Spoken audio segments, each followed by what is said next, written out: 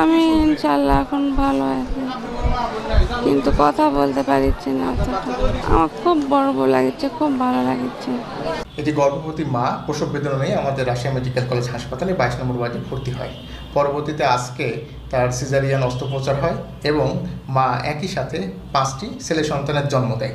বর্তমানে 5টি ছেলে সন্তান এবং মা উভয় সুস্থ আছেন। তো মেডিকেল সায়েন্সের থেকে দেখতে গেলে অনেক ইন্টারেস্টিং একটা ব্যাপার, কেননা আমরা এটাকে বলি যেমন টুইন, ট্রিপলেট এই ব্যাপারগুলো ঘটে, কিন্তু 5 জন বা তার বেশি হওয়াটা একটু রেয়ারই, এবং একই সাথে 5টা ছেলে সন্তান বা